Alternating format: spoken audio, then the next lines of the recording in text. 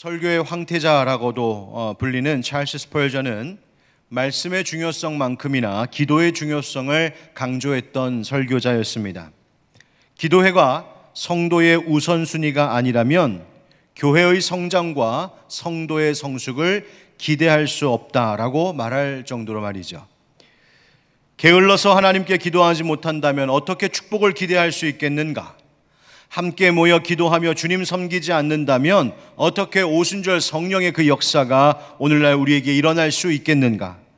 설교나 강연 듣기만 중요하게 여기고 기도를 등한시하는 그것은 쇠퇴의 징조다라고 말하는 것이 바로 그 스펄전의 메시지였습니다. 그래서 그의 설교 가운데는 기도에 대한 설교도 많이 있었는데 그 가운데 이런 제목의 설교가 있었습니다. 굳게 붙잡기를 기도합니다.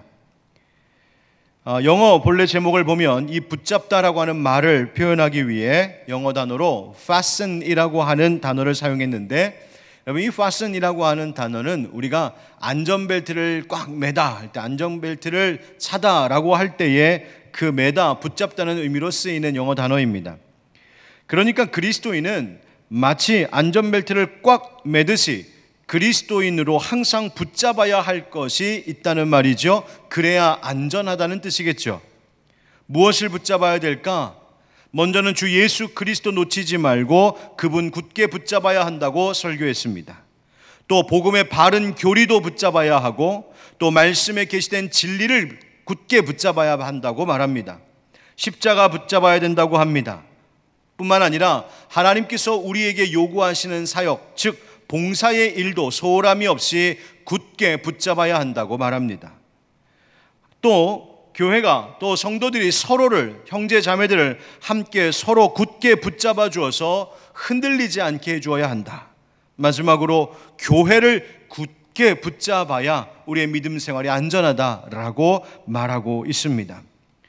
여러분, 코로나 때문에 함께 모일 수 없고 흔들림도 참 많을 수 있고 약해질 만한 바로 이때에 우리에게 말해주고 있는 교훈이 큽니다. 우리가 더욱 붙잡아야 할 것들을 힘써 붙잡아야겠습니다. 자동차 타고 먼 길 출발하기 전에 안전벨트 매듯이 우리가 꼭 무슨 일을 하든지 붙잡아야 될 것들이 있습니다. 여러분, 우리 주 예수 그리스도를 놓치지 마십시오. 십자가 놓치지 마십시오. 복음의 말씀 놓치지 마십시오. 또 성도들과 함께 교제하고 봉사하는 것, 그리고 사랑하는 주님의 몸된 교회를 놓치지 마십시오. 이 모든 것들을 붙잡을 때 하나님께서 우리를 안전하게 지켜주실 줄 믿습니다. 스펄전은 그 설교 가운데 함께 이런 이야기를 들려줍니다.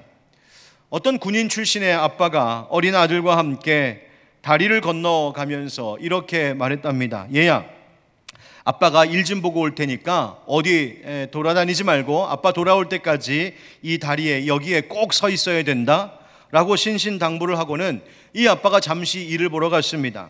그런데 일을 보러 가는 이 아빠가 아들을 다리에다가 두고 왔다는 사실을 까맣게 잊어버리고 시내에 가서 볼일 다 보고 혼자 집으로 돌아가 버린 거예요. 집에 돌아온 남편을 아내가 보고서 깜짝 놀라 묻습니다. 여보, 아들 어디 갔어요? 그때서야 이 아빠가 깜짝 놀라서 아이고 큰일 났네. 내가 그 다리에다 두고 왔는데 내가 돌아올 때까지 그 다리에서 꼼짝하지 말고 거기에 있으라고 말했으니까 아마 거기에 그냥 있을 거예요 라고 말하고는 부랴부랴 그 다리로 달려갔습니다. 가서 봤더니 정말 그 어린 아들이 꼼짝하지 않고 그 자리에 그냥 있는 거예요. 그래서 아빠가 가서 물었습니다. 얘야, 너 아직도 왜 여기 이러고 서 있냐? 라고 물었더니 이 아들이 대답했다는 겁니다. 아빠가 돌아오실 때까지 이곳에 있으라고 하셨잖아요. 저는 이 이야기를 읽으면서 이 아이의 답이 마음속에 계속 남았습니다. 다시 돌아올 때까지 이곳에 있으라고 하셨잖아요. 여러분, 우리 주님도 분명히 다시 오신다고 말씀하셨습니다.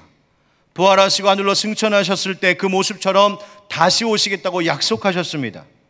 그리고 그리스도의 영이신 성령님께서 우리 가운데 찾아오실 때까지 분명히 떠나지 말고 거기 있으라 명령하신 말씀도 있었습니다. 누가복음 24장 48절 49절에 너희는 이 모든 일의 증인이라 볼지어다 내가 내 아버지께서 약속하신 것을 너희에게 보내리니 너희는 위로부터 능력으로 입혀질 때까지 이 성에 머물라 하시니라. 아멘. 이 성에 머물라. 예수님께서 제자들에게 성령께서 오실 때까지 이 예루살렘을 떠나지 말고 여기에 머물라고 말씀하셨습니다. 거기서 뭐 하라는 뜻이었겠습니까? 사도들이 그 이후에 했던 일이 뭔지를 보면 알 수 있죠. 우리가 잘 아는 것처럼 그들은 예루살렘 성을 떠나지 않고 함께 모여 기도했습니다. 함께 모여 기도할 때 성령님이 그 가운데 임하셨습니다. 여러분, 우리는 자꾸 불안하면, 걱정되면, 근심되면 자꾸 그 자리를 떠나 돌아다니려고 하는 경향이 있습니다. 그런데 여러분, 아닙니다. 불안하면, 걱정되면 돌아다닐 것이 아니라 주님 명령하신 대로 있으라 하신 그 자리에 머물러 있어야 합니다. 예수님께서 다시 오시는 그때까지 우리도 떠나지 말고 있으라 하시는 자리가 있음을 여러분 기억해야 됩니다. 아이가 아빠 찾아올 때까지 떠나지 않고 그 자리에 있었던 것처럼 사도들이 성령님 오실 때까지 예루살렘을 떠나지 않고 거기서 기도하고 있었던 것처럼 우리도 단단히 붙잡고 떠나지 말아야 할 그 자리가 있다는 말입니다. 여러분, 어떤 자리입니까? 바로 우리도 기도의 자리를 떠나지 말아야 합니다. 예배의 자리를 떠나지 말아야 합니다. 사랑하는 형제자매 여러분, 오늘 말씀을 통해 우리가 하나님께 드려야 할 기도는 어떤 기도일까? 우리가 이 떠나지 않고 기도하는 이 자리에서 무엇을 구해야 할까? 우리 한번 확실히 같이 깨닫고 언제나 기도의 자리, 예배의 자리, 하나님이 함께 하심으로 축복하시겠다 하신 그 자리에 늘 머물러 있는 우리 모든 성도님들 되시기를 주 예수 그리스도의 이름으로 축원드립니다. 아멘. 한번 따라 하실까요? 아버지께 구하는 기도. 아버지께 구하는 기도. 그럼 모든 일에는 유종의 미도 참 중요하겠지만 또 그 출발점에서 어디를 향하느냐, 이것도 굉장히 중요합니다. 아무리 내 두 다리가 튼튼하고 장거리를 걸어갈 좋은 장비를 다 갖췄다고 해도 정작 가야 할 목적지, 향해야 할 방향을 틀리게 잡으면 그 모든 수고가, 그 걸음이 다 헛되게 되는 것 아니겠습니까? 기도도 그렇습니다. 기도도 그 출발점이 굉장히 중요합니다. 즉, 누구를 향하여, 무엇을 향하여 기도할 것인가? 예수님은 그 기도의 시작을 우리에게 분명히 가르쳐 주셨습니다. 우리 마태복음 6장 9절의 말씀을 한번 같이 읽어보겠습니다. 시작. 그러므로 너희는 이렇게 기도하라. 하늘에 계신 우리 아버지여, 이름이 거룩히 여김을 받으시오며. 아멘. 여러분, 그렇습니다. 기도의 대상, 기도의 방향과 목적이 뚜렷하죠. 하늘에 계신 우리 아버지여, 하늘에 계신 우리 아버지만을 향하여 기도하는 것입니다. 여러분, 한번 저를 따라 하실까요? 기도는 날 향한 것이 아니라 하나님 아버지를 향한 것입니다. 하나님 아버지를 향한 것입니다. 기도는 나의 목적이 아닌 하나님의 목적을 위한 것입니다. 하나님의 목적을 위한 것입니다. 여러분, 기도는 철저히 하나님을 향하여, 하나님의 목적을 향하여 존재하는 것입니다. 하나님의 목적이 바로 내 기도의 올바른 출발점, 바로 근거가 되는 것이죠. 따라서 기도가 바르게 되고 기도가 풍성해지고 기도가 능력이 있으려면 우리 하나님이 어떤 분이신지를 잘 알아야 하고 하나님의 목적과 뜻이 무엇인지를 깨닫는 그 알미 필요합니다. 무엇을 통해 우리가 하나님 알 수 있을까요? 무엇을 보며 하나님의 뜻을 깨달을 수 있을까요? 바로 말씀이죠. 그래서 말씀과 기도가 늘 함께 가야 하는 것입니다. 요한일서 5장 14절 말씀에 그를 향하여 우리가 가진 바 담대한 것이 이것이니 그의 뜻대로 무엇을 구하면 들으심이라. 아멘. 이 말씀 바로 마찬가지죠. 우리가 담대함이 있다는 겁니다. 그를 향하여, 우리 주님을 향하여 담대함을 갖는다. 왜? 우리가 주님의 뜻대로 구하는 것, 주님의 뜻대로 구한다면 하나님 응답하실 것이라고 약속하시기 때문입니다. 그래서 말씀이 없는 기도는 하는데 말씀이 없다? 마치 그것은 내가 누구를 향하여, 무엇을 위하여 이 기도를 하는지 분명치 않은, 목적과 근거가 없는 공허한 기도가 될 수 있습니다. 반대로 기도가 없는 말씀은 많이 읽고 말씀은 많이 듣는데 기도하지 않는다? 그렇다면 말씀이 내 삶 가운데서 이루어지고 역사하는 것을 볼 수 없습니다. 말씀과 기도, 기도와 말씀은 그래서 늘 항상 같이 가야 하는 바로 그 이유입니다. 그런데 오늘 사도 바울이 자신의 기도를 시작하면서 이 아주 특별한 표현을 쓰고 있는데요, 바로 14절 15절입니다. 다 같이 14절 15절 시작. 이러므로 내가 하늘과 땅에 있는 각 족속에게 이름을 주신 아버지 앞에 무릎을 꿇고 비노니. 아멘. 여러분, 사도 바울에게 하나님은 어떻게 고백되고 있습니까? 아버지이십니다. 그 아버지는 어떤 아버지라고 말하냐면 당신께서 지으신 각 족속에게 이름을 주신 아버지이시다. 여기서 족속이라고 하는 이 말은 바로 하나님의 가족들을 일컫는 말입니다. 하늘과 땅에 하나님을 아버지로 고백하는 모든 믿는 가족, 믿는 자, 온 가족을 말하는 거예요. 하나님께서 하나님의 가족들, 하나님의 자녀들에게 이름을 지어주신 그런 아버지이십니다 라고 하는 고백이에요. 자, 그렇다면 이름을 지어주셨다는 것은 무슨 뜻일까요? 하나님께서 그 자녀들을 낳으셨다는 것입니다. 하나님께서 그들을 지으셨다는 것이죠. 그리고 그 하나님의 자녀된 우리들 각 사람을 향하여서 하나님께서 선하신 목적과 계획을 갖고 계시고, 그리고 그 하나님의 뜻과 계획을 이루시기까지 이 땅의 모든 것들, 우리들을 다스리시는 하나님은 창조주 하나님이시오, 주관자 하나님, 내 아버지, 우리 아버지이심을 고백하고 있는 것입니다. 그래서 사도 바울이 이 기도에서 분명히 자기의 태도를 밝히고 있는데요, 뭐라고 말하냐면 15절에 이름을 주신 아버지 앞에 무릎을 꿇고 비노니, 이렇게 말하고 있습니다. 무릎을 꿇고 비노니, 이것은 아버지께 나를 드리는 기도입니다. 무릎을 꿇고 기도한다, 이것은 간절한 마음일 뿐만 아니라 또한 하나님 앞에 나를 드리는 헌신의 기도입니다. 이 구절의 본래 원문을 보면 그냥 무릎을 꿇고라고 말하지 않고 조금 더 강조하여 나의 무릎을 꿇고라고 확실하게 말하고 있습니다. 하나님 앞에, 내 아버지 되신 하나님 앞에 나의 무릎을 꿇습니다. 여러분, 기도는 나를 향하는 기도가 아니라 하나님 향하여 구하는 기도여야 한다고 말씀드렸죠. 어떻게 해야 됩니까? 나의 무릎을 주님께 드려야 합니다. 다른 사람이 기도해 주기를 원하는 것 아닙니다. 목사님께 기도 부탁하는 거, 예, 목사도 기도합니다. 여러분 위해서 기도하고 있습니다. 그런데 진짜 중요한 것은 여러분이 기도하셔야 됩니다. 목자들에게 기도 부탁하십시오. 그러나 여러분도 기도하셔야 됩니다. 내가 무릎 꿇는 것, 나의 그 간절함으로 하나님 앞에 굴복할 때에 바로 하나님께서 그 기도를 기뻐 받으십니다. 요즘과 같이 어려운 상황이 계속될 때 우리가 엎드려 아버지 하나님 앞에 기도하였던 엘리야처럼, 십자가 앞에서 땀방울이 빗방울이 되도록 엎드려 기도하셨던 예수님처럼 하나님 아버지 앞에 나의 무릎을 드립니다 기도하는 그런 바울과 같이 우리도 늘 무릎으로 하나님 앞에 드리며 기도하는 그 자리에서 떠나지 않는 우리가 되기를 주님의 이름으로 축복합니다. 자, 그럼 이제 이 바울의 기도 내용의 핵심이 무엇인지를 살펴보면서 우리가 그러면 어떤 내용으로 하나님 앞에 또 기도해야 될까 한번 생각해 보겠습니다.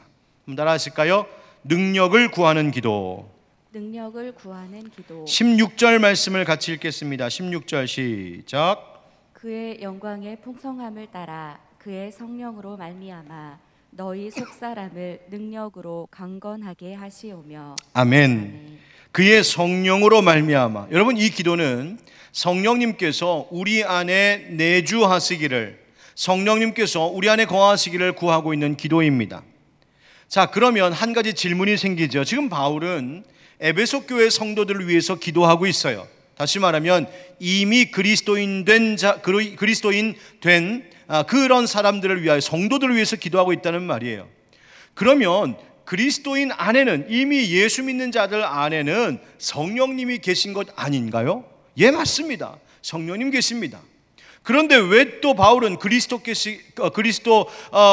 예수를 믿는 자들 안에 성령님께서 계시기를 구하는 것일까요? 무엇을 위해서요? 바로 성령님께서 우리 각 사람의 속사람을 능력으로 강건하게 하시기를 구하고 있는 겁니다. 즉 능력 주시기를 구하는 기도란 말입니다. 성령님께서 우리 각 성도들 안에 거하셔서 더욱 그 속사람이 튼튼해지도록, 내 속사람이 단단해지도록, 내 속사람이 이 어려운 때에도 늘 생기있고 활기차도록 성령님 내게 능력 주시옵소서, 이렇게 기도하고 있는 말이에요. 바로 내적인 강화, 내적으로 더욱더 튼튼해지기를 주님 앞에 기도하고 있는 바울의 기도입니다. 고린도후서 4장 16절에서 바울이 말했던 것처럼 우리의 겉사람은 날로 낡아지나 우리의 속사람은 날마다 어떻게 된다고요? 새로워지도다 말하지 않았습니까?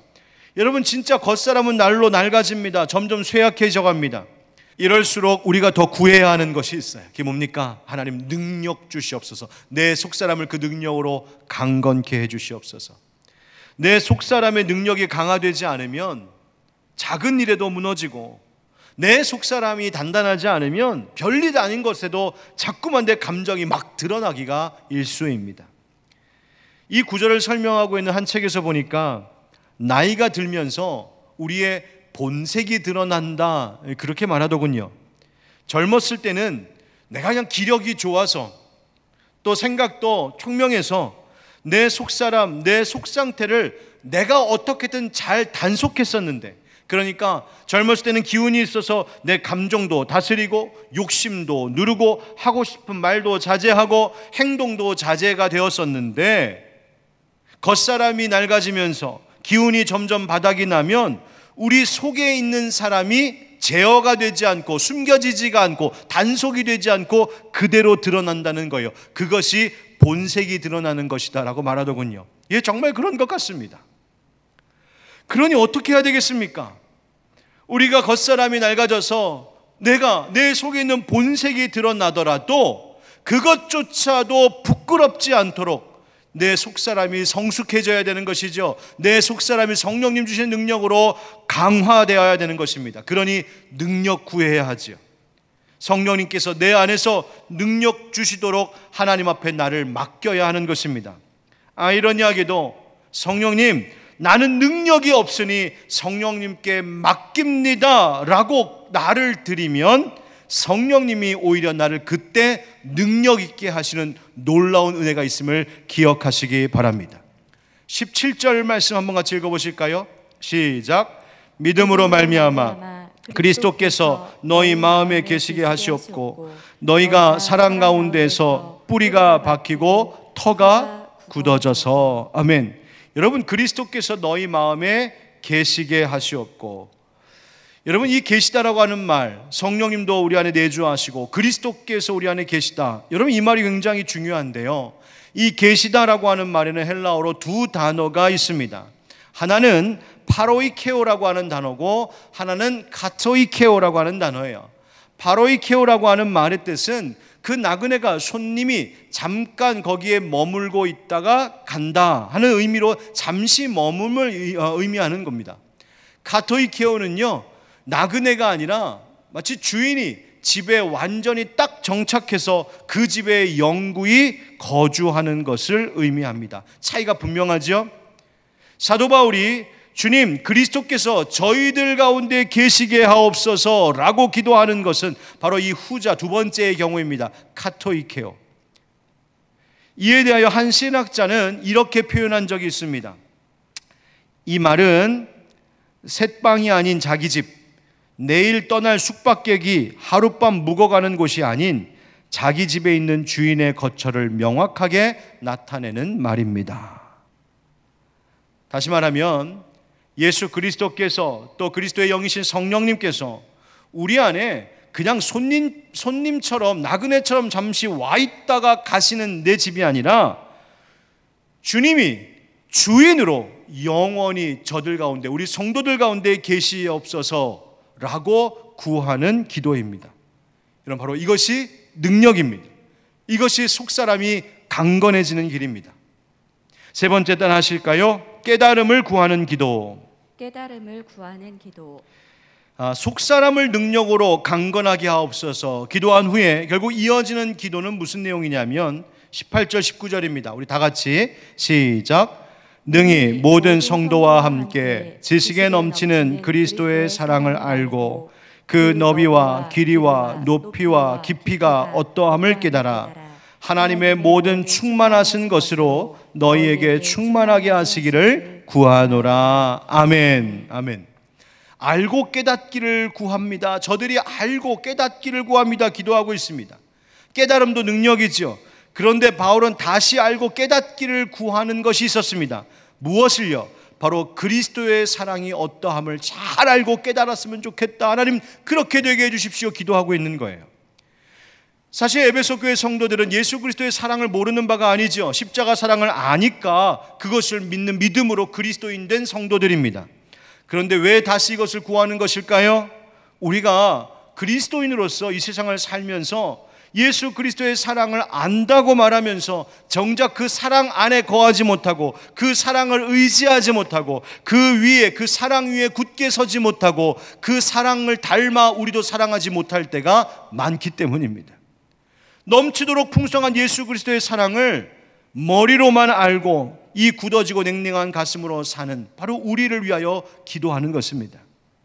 그래서 우리의 삶의 모든 영역에서 우리의 모든 경험들을 통하여서 와, 정말 예수 그리스도의 사랑이 이렇게 크고 넓은 것이구나, 이렇게 깊고 넘치는 것이구나, 가슴 깊이 온 삶으로 깨달아 알게 되는 바로 그 은혜로 살기를 기도합니다 라고 구하고 있는 것입니다. 여러분, 다른 것 깨닫는 것보다 예수 그리스도의 사랑, 나를 향하신 하나님 아버지의 사랑이 얼마나 크고 높고 깊고 넓은지를 분명히 아는 그 깨달음, 그 사랑을 깨닫는 것, 바로 그것이 진짜 능력이고 진짜 지혜임을 잊지 않기를 축복합니다. 여러분, 우리가 어떻게 하나님 아버지 앞에 마음을 갖습니까? 종종 하나님 날 사랑하신다면서, 하나님 내 아버지시라고 하면서 왜 이렇게 나에게 힘든 일이 많은 걸까요? 하나님 날 사랑하신다면서 왜 이렇게 스트레스 받게 하시고 이렇게 불안한 일들이 많은 겁니까? 우리를 사랑하시는 선하신 주님 내 아버지라고 하시면서 왜 우리에게 이 코로나와 같은 어려움이 계속 끝나지 않고 이어져야 되는 것일까요? 그런데 여러분, 잘 생각해 보세요. 우리의 인생의 고난이 깊을수록 우리 주님의 위로가 더 크게 우리 가운데 다가온다는 사실을 기억하셔야 합니다. 시험이 고될수록, 인생의 험난한 시련이 더 깊을수록 나를 더 깊은 곳에서 돌봐주고 계시는 주님의 사랑, 그 사랑을 그 고난의 과정 속에서 오히려 더 깊이, 더 크게 느낄 수 있다는 말입니다. 어떻게 말입니까? 바로 기도를 통하여 그 사랑 깨닫게 해주십시오. 그 사랑 깨닫기를 구하는 그 기도를 통하여서 어려울 때, 고난받을 때, 힘들고 지칠 때에 바로 그 고난의 자리에서 나와 함께하고 계시는 우리 주님의 사랑을 더 깊이 알고 경험하게 되는 것입니다. 그리고 그것이 힘이 되는 것이죠. 바로 그것이 우리를 든든하게 하고 그 모든 시험을 이기게 하는 힘과 지혜가 되는 것입니다. 여러분, 우리가 사랑하는 찬양 가운데 이런 찬양이 있죠. 인생의 어려운 순간마다 주의 약속 생각해보네. 내 마음속에 믿음 잃지 않고 말씀 속에 위로를 얻네. 주님의 도우심 바라보며 모든 어려움 이기도다. 흘러가는 순간순간마다 주님 약속 새겨봅니다. 아멘. 사랑하는 성도 여러분, 코로나로 참 많은 어려움이 있고 또 여러분 각자의 생활 속에 찾아오는 많은 시험과 어려움이 있을 텐데, 오늘 이 기도, 바로 우리가 지금 드려야 할 기도가 바로 이 기도들인 줄 알고 항상 그 기도의 자리에서 벗어나지 않는 여러분 되시길 주님의 이름으로 축원드립니다.